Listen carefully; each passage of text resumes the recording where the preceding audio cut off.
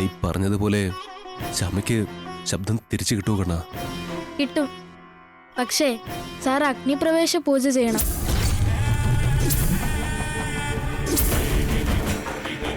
അഗ്നിപ്രവേശ പൂജ?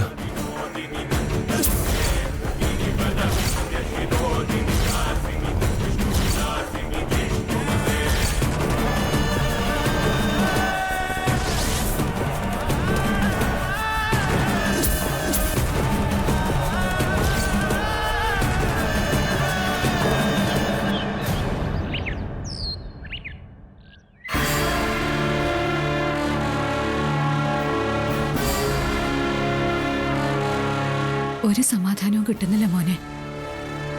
ശ്യാമയാണെങ്കിൽ ശബ്ദം പോയി ആശുപത്രിയിൽ.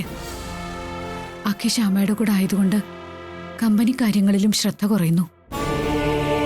ഇവിടെയാണെങ്കിൽ അശ്വതിയുടെ കാര്യത്തില് അരുണിന് സംശയ. ഇനി വിഷമിച്ചിട്ട് കാര്യമില്ലമ്മേ. എത്രയും പെട്ടെന്ന് അശ്വതി ഈ നാട്ടിൽ നിന്ന് ഓടിക്കാൻ നോക്കാം. പിന്നെ അമ്മയ്ക്ക് വേണ്ടിയും അരുണിനും വേണ്ടിയാ ഞാനിതൊക്കെ ചെയ്യുന്നത്. അമ്മ ഇക്കാര്യത്തിൽ എൻ്റെ കൂടെ ഉണ്ടാവണം. കാര്യങ്ങൾ എത്രയും പെട്ടെന്നൊന്ന് നേരെയായാൽ മതി. അതേ ഉള്ളൂ എൻ്റെ പ്രാർത്ഥന.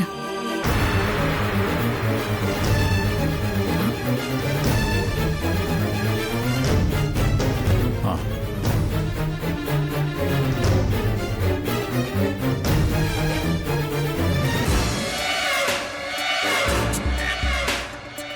എന്താ അമ്മേ, രണ്ടാളും കൂടി ഒരു ഗൂഢാലോചന? അമ്മയും മോനും തമ്മിൽ സംസാരിക്കുന്നത് ഗൂഢാലോചനയാണെങ്കിലേ ലോകത്തെ എല്ലാ വീട്ടിലും എന്നും ഗൂഢാലോചനയുള്ളൂ. അല്ല, അമ്മയും മകനും തമ്മിൽ സംസാരിക്കുന്നതിൽ കുഴപ്പമൊന്നുമില്ല. പക്ഷേ മകൻ എന്തൊക്കെയോ ഒളിപ്പിക്കാൻ നോക്കുന്ന പോലെ. എടാ മോനെ, എനിക്കൊന്നും ഒളിപ്പിക്കാനില്ലാത്തതുകൊണ്ട് അങ്ങനെയുള്ള തോന്നലൊന്നും നിനക്ക് വേണ്ട. ചുമ്മാ വരട്ടാൻ വന്നിരിക്കും അമ്മേ. എന്നാലേ എൻ്റെ ഏട്ടൻ വരണ്ടു പോകുന്നൊരു കാര്യം ഞാൻ പറയട്ടെ. ഞാൻ അശ്വതിയുടെ വീട്ടിൽ പോയിരുന്നു.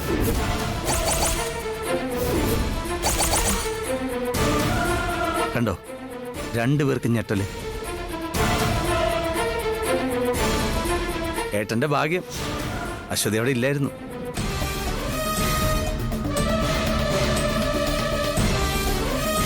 പക്ഷേ ഞാൻ ആ കുട്ടിയെ കണ്ടു.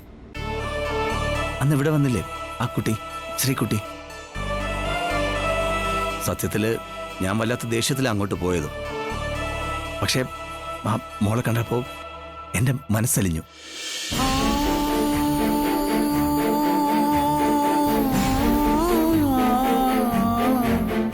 അമ്മേ, ആ കുഞ്ഞിനോട് സംസാരിച്ചിരുന്നപ്പോൾ വാസ്തവത്തിൽ ഞാൻ അശ്വതി കാണാൻ അവിടെ ചെന്നെന്നുള്ള കാര്യം പോലും മറന്നുപോയി.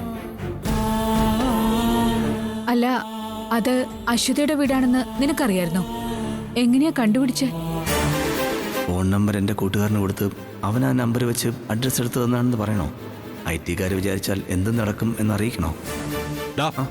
അമ്മ ചോദിച്ചതിന് ഉത്തരം പറയടാ. നീ എങ്ങനെയാ ആ വീട് കണ്ടുപിടിച്ചേ? അതിന് ഏട്ടനതിന് എത്രയും ടെൻഷനാവുന്നേ? ഞാൻ ടെൻഷൻ ആവുന്നെന്ന് നിന്നോട് ആരാ പറഞ്ഞു? ആദി നിക്ക്.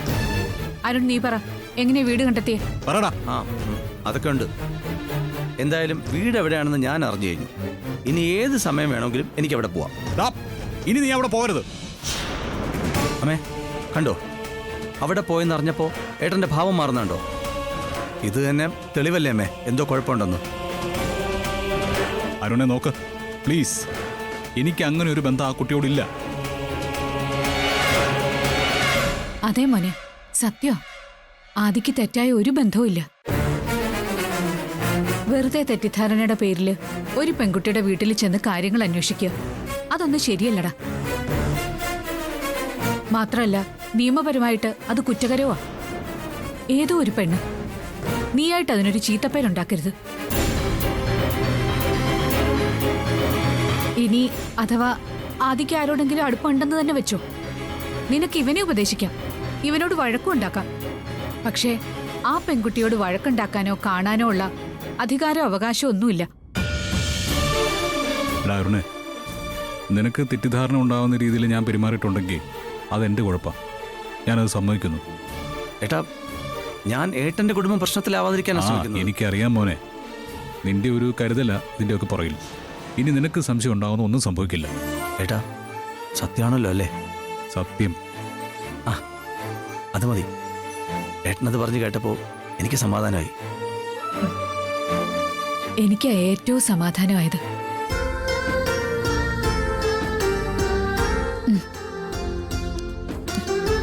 മക്കള് തമ്മിൽ വഴക്കുണ്ടാക്കാന്ന് വെച്ചാ ജന്മം നൽകിയവർക്ക് ഒരിക്കലും സഹിക്കാൻ പറ്റുന്ന ഒന്നല്ല. അമ്മേ. നിങ്ങൾ ഒരുമയോടെ സന്തോഷത്തോടെ കഴിയണം. ശരി അമ്മേ.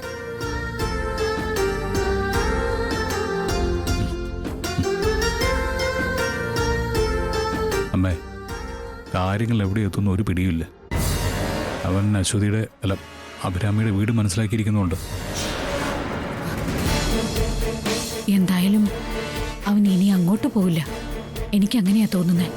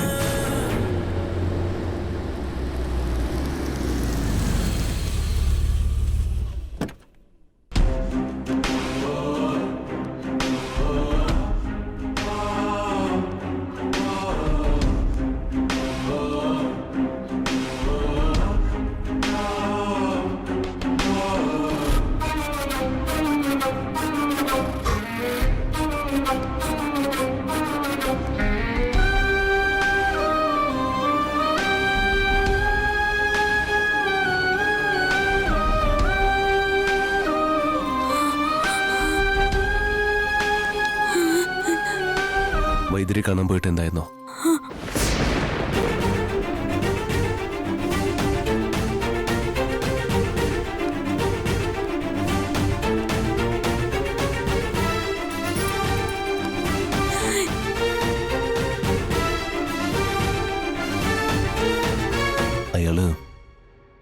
അയാൾ എന്റെ കയ്യിൽ നിന്ന് രക്ഷപ്പെട്ടു പോയി ശ്യാമ.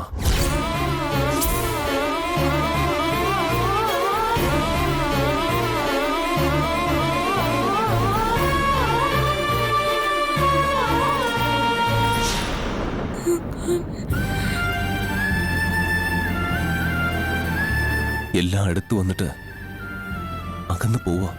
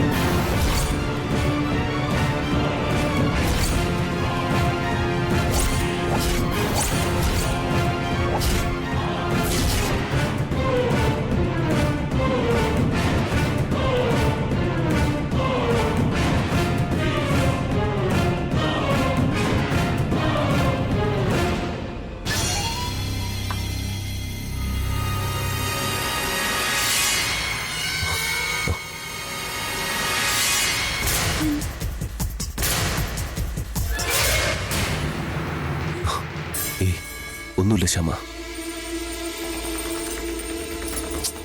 ഒന്നുമില്ല ശ്യാമ,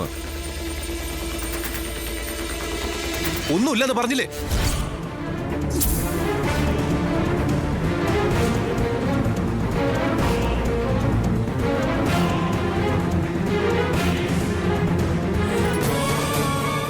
സോറി സോറി ശ്യാമ, എല്ലാം കൂടി ആകെ ഒരു പ്രയാസത്തിലായിരുന്നു. നീ ക്ഷമിക്കില്ലേ?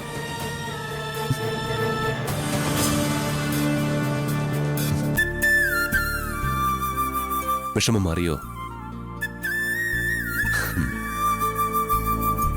അങ്ങനെങ്കി എനിക്കൊരു ഉമ്മതാ.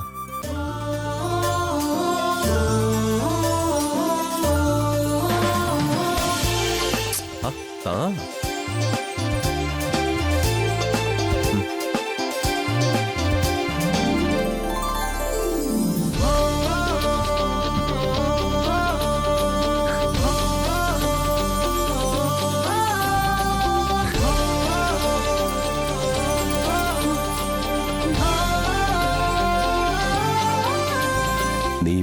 വിഷമിക്കരുത്. നിന്നോട് പറയണ്ടെന്നാ വിചാരിച്ചിരുന്നത്. സൺഷൈൻ കമ്പനി നഷ്ടപരിഹാര നോട്ടീസ് മെയിൽ ചെയ്തിരിക്കുന്നു. 50 ലക്ഷത്തിന്റെ നഷ്ടപരിഹാരം.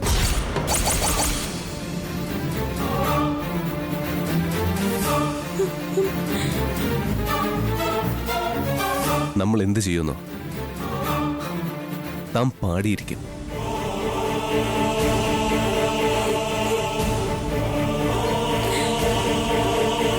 ശബ്ദമില്ലാതെ എങ്ങനെ പാടുന്നാണോ? തനിക്ക് ശബ്ദം തിരിച്ചു കിട്ടും.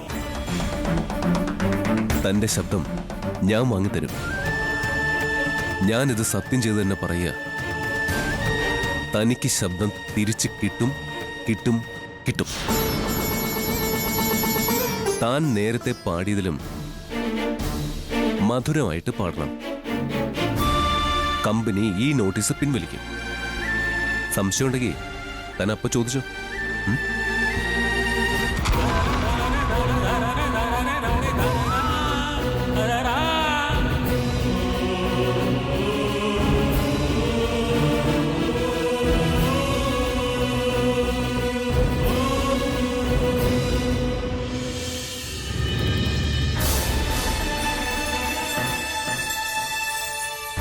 ഞാൻ ഇടയ്ക്കിടെ കാണുന്ന ഒരു കൊച്ചു പയ്യനുണ്ട്, കണ്ണൻ. ഇന്നലെ അവനെ ഞാൻ അമ്പലത്തിൽ വെച്ച് കണ്ടു. ആ കണ്ണന്റെ ഒരു ആശയമാണ്.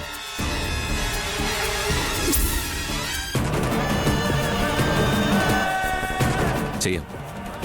ശ്യാമയ്ക്ക് വേണ്ടി ഏത് പൂജയും ചെയ്യാം. അഗ്നിപ്രവേശമെങ്കിൽ അത്.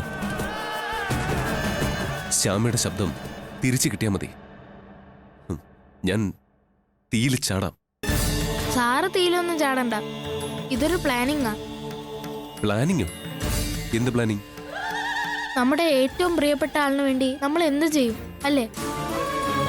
ആ ഇപ്പൊ തന്നെ സാറ് ശ്യാമേച്ചിക്ക് വേണ്ടി എന്തും ചെയ്യുമെന്ന് പറഞ്ഞു. അതുപോലെ ശ്യാമേച്ചി സാറിന് വേണ്ടിയും എന്തും ചെയ്യും. എന്ന് വെച്ചാ? മുമ്പ് ശ്യാമേച്ചിക്ക് എന്തോ ആപത്തൂരെന്നായപ്പോഴല്ലേ സാറിന് ഇരുട്ടിനോടുള്ള പേടി മാറിയത്. അതൊക്കെ നിനക്കെങ്ങനെ അറിയാം? സാറിനോട് പറഞ്ഞിട്ടുള്ളത് മറന്നുപോയോ? ഞാനോ? ഞാനതിപ്പോ പറഞ്ഞു. സാർ മുമ്പ് പറഞ്ഞിട്ടുണ്ട്. സാറ് പറയാതെ ഞാനെങ്ങനെ അറിയുന്നേ? ആ അതൊക്കെ പോട്ടെ. ശ്യാമേച്ചിക്ക് ആപത്ത് വരുന്ന സമയത്ത് സാറിനെ മറന്നു. അതുപോലെ സാറിനൊരു ആപത്ത് വന്നാ ശ്യാമേച്ചിയെ മറക്കും. സാറിന് ശ്യാമേച്ചി കാരണം ധൈര്യം കിട്ടി. അതുപോലെ സാറ് കാരണം ശ്യാമേച്ചിക്ക് ശബ്ദം കിട്ടും. സാറ് ഒരു അഗ്നിപ്രവേശ പൂജ ചെയ്യണമെന്ന് പറയുന്നു. ആ പൂജ നടക്കുമ്പോ സാറിനൊരു ആപത്ത് വരുന്നത് ശ്യാമേച്ചി കാണട്ടെ. ശ്യാമേച്ചി അറിയാതെ സാറിനെ വിളിച്ച് കരയും. ശബ്ദം പുറത്തു വരും. അല്ല, ഞാൻ പറഞ്ഞതേ ഉള്ളൂ. പലതും പരീക്ഷിച്ചല്ലേ. ഇതും കൂടെ നോക്കാലോ സാർ. നീ പറഞ്ഞാല് കാര്യമുണ്ടെന്ന് തോന്നുന്നു കണ്ണ. ഞാനൊരു അഗ്നിപ്രവേശ പൂജയ്ക്ക് ഒരുങ്ങാൻ പോവാ. പൂജ നടക്കുന്ന സ്ഥലത്ത് ഞാനും എത്താം. അതെവിടെ വെച്ചാണെന്ന് നീ എങ്ങനെ അറിയും? എനിക്ക് എല്ലാം അറിയാം സാറേ.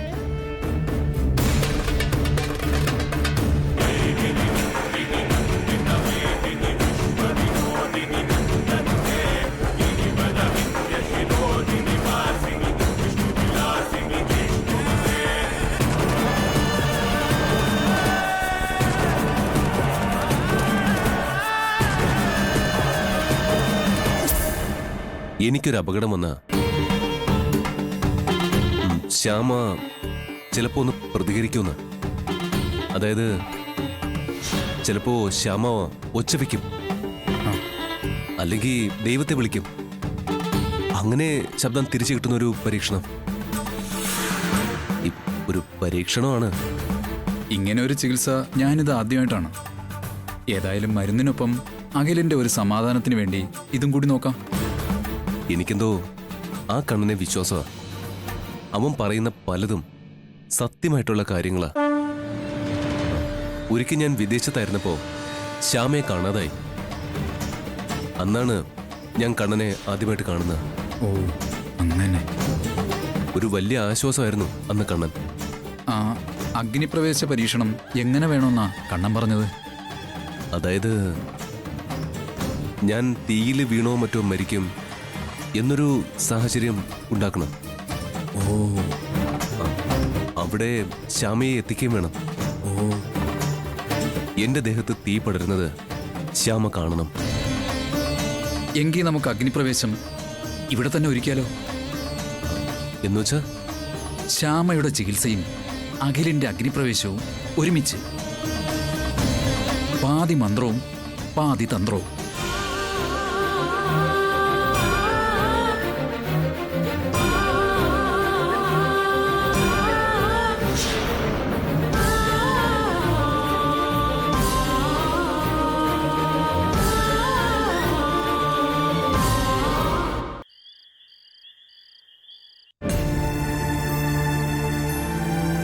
നാളെ രാവിലെ ചികിത്സ തുടങ്ങുന്നു.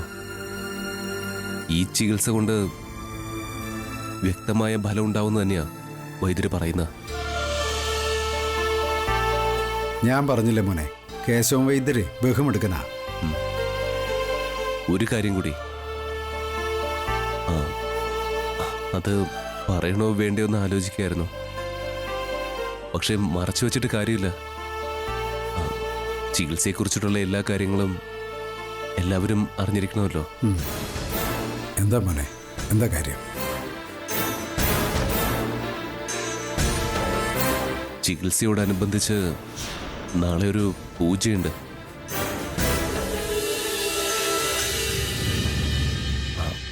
അഗ്നിപ്രവേശ പൂജ.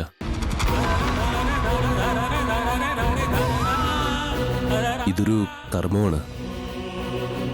ശ്യാമയ്ക്ക് ചികിത്സ നടക്കുമ്പോൾ ഞാൻ അഗ്നിപ്രവേശ പൂജ ചെയ്യണം.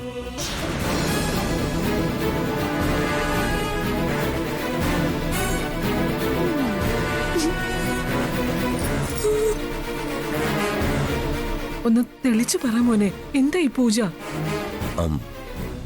ബാക്കി കാര്യങ്ങളൊക്കെ വൈദ്യര് നാളെ പറയും. പക്ഷേ ഒരു കാര്യം വൈദ്യര് അറിയിച്ചിട്ടുണ്ട്. ജീവൻ പണയം വെച്ചിട്ടുള്ള ഒരു പൂജയാണ്. അഗ്നിപ്രവേശ പൂജ നടത്തുന്ന ആളുടെ ജീവന് എന്തും സംഭവിക്കാം. അയ്യോ മോനെ, അങ്ങനെയാണെങ്കിൽ അത് വേണോ? വേണം, അത് എന്തായാലും വേണം. ശ്യാമ സംസാരിക്കാന്നതാ എന്നെ സംബന്ധിച്ച് ഏറ്റവും വലിയ കാര്യം. എന്റെ ജീവന് അവിടെ രണ്ടാം സ്ഥാനേ ഉള്ളൂ. മോനെ, ശ്യാമ പേടിച്ചിരിക്കുക. ശ്യാമയ്ക്ക് മാത്രമല്ല, ഞങ്ങൾക്കെല്ലാം പേടിയുണ്ട്.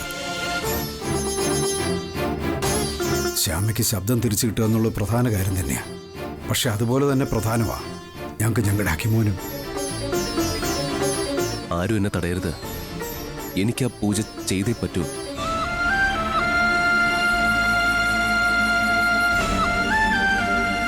അഗ്നിപ്രവേശ പൂജ ചെയ്താൽ 100% അപകടമെന്നല്ല വൈദ്യര് പറഞ്ഞത്. ചിലപ്പോ അപകടം സംഭവിച്ചേക്കാം.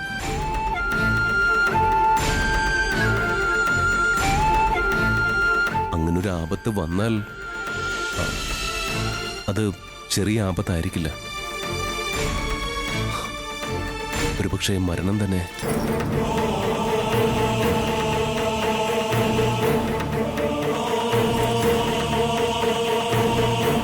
ആ അത് കൊള്ളാം. അങ്ങനെ വായ പൊത്തിന്നും പറഞ്ഞ് ഈ മരിക്കേണ്ടവര് മരിക്കാതിരിക്കൂ. ശ്യാമ,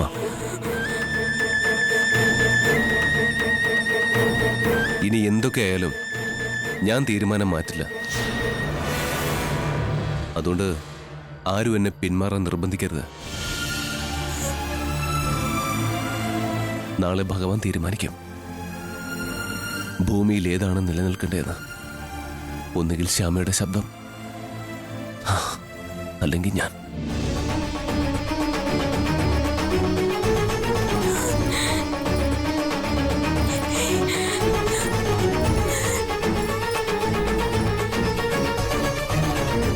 നാളെ ചികിത്സയ്ക്ക് വരില്ലെന്നാ മോനെ പറയുന്നേ. ശ്യാമ വരണം. ശ്യാമ വന്നേ തീരൂ. ഇത് ഞാൻ ദൈവത്തിന് കൊടുത്ത വാക്കാ. ശ്യാമയുടെ ചികിത്സ നാളെ തുടങ്ങും.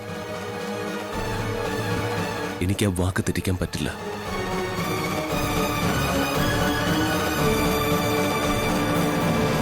നാളെ രാവിലെ ഞാനും ശ്യാമയും ചികിത്സയ്ക്ക് പോയിരിക്കും.